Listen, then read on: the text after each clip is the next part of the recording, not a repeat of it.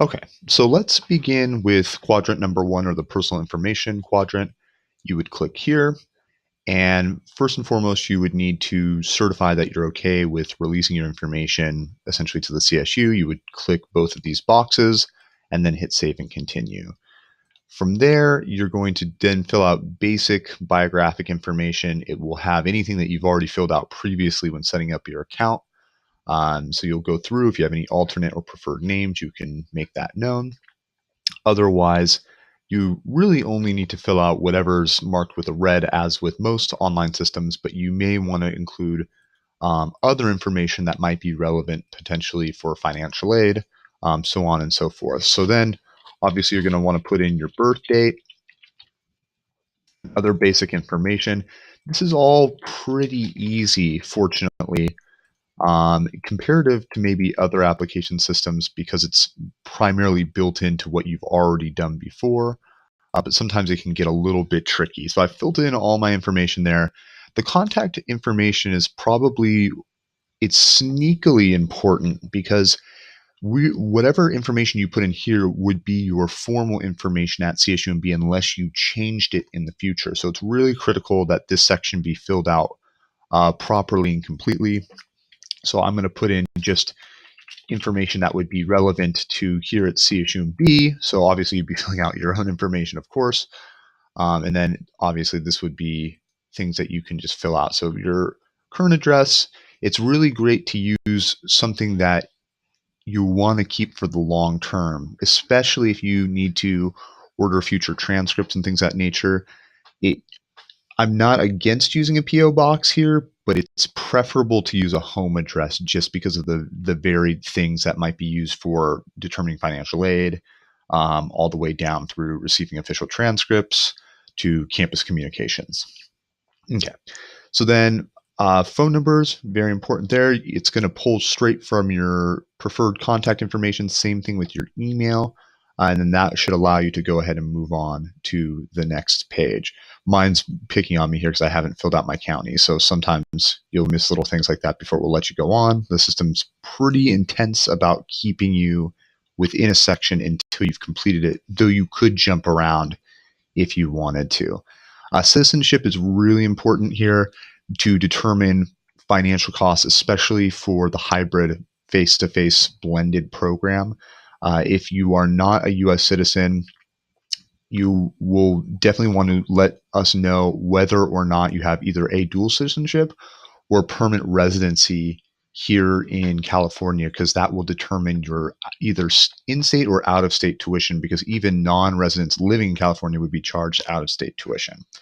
Okay, so clearly I have all of these things because I am a U.S. citizen, so I'm just going to scroll through here. Claiming California residency, as you're going to see, is going to ask follow-up questions. Certain amount of years determine California residency. My understanding is that it's usually about a 4 or 5 year amount, but that amount may have changed, so do not quote me. But essentially, if you claim residency, that's one thing, but it really matters more about how many years you've lived here or how long you've been working here in the state as well. Okay. So then they're going to ask kind of generic ethnicity questions.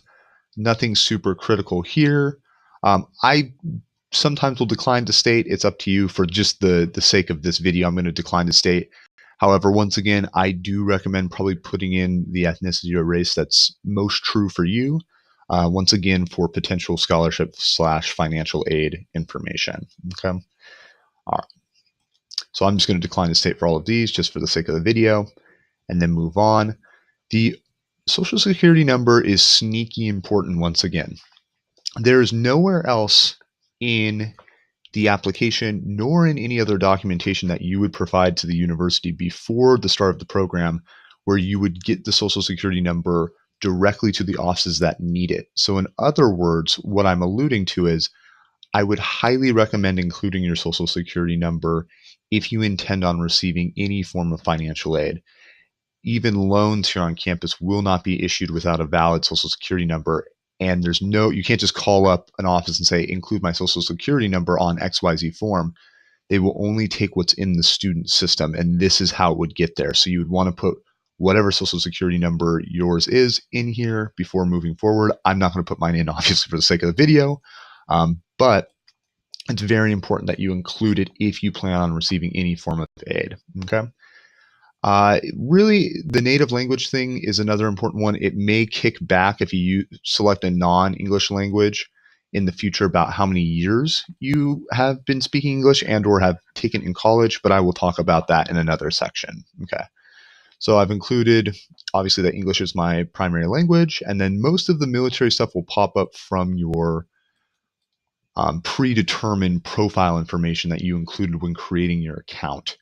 Academic standing is an important one. If you're not in good standing, it will sometimes pop up in once again a later section if you select no, about explaining what good standing means and why, if you selected no, why you selected that.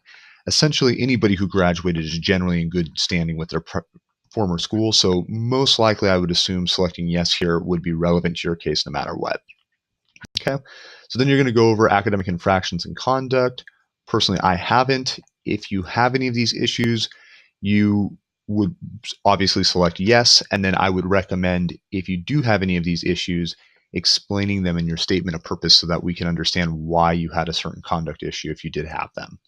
Okay, household information and size, once again, another important one for financial aid information. Okay, so most of you will most likely be independents, things of that nature. I'm going to have to just make up information here just to move through the video quickly.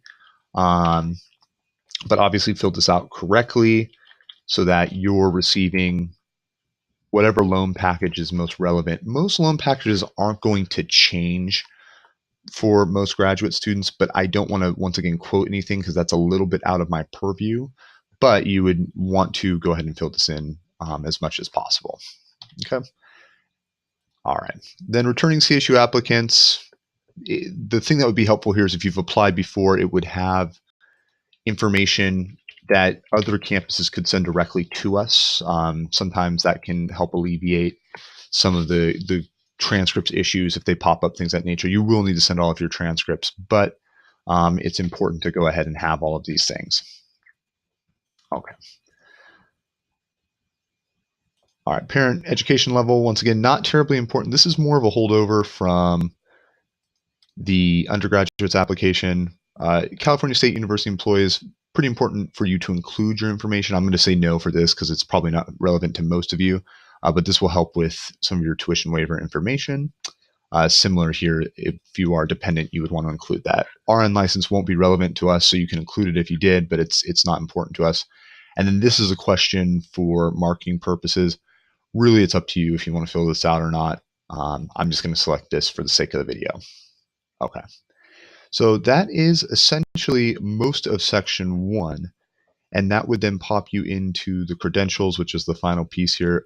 I'm assuming nobody is planning on taking a credential while doing this program. It would be difficult to do so. While you would be allowed to, it would be awfully difficult. I would just highly would not recommend it. So most of you will end up selecting not interested in a credential program. Okay. All right. So that would be all of quadrant 1. So you can see relatively easy, simple personal information. And now we'll move on to the academic history section.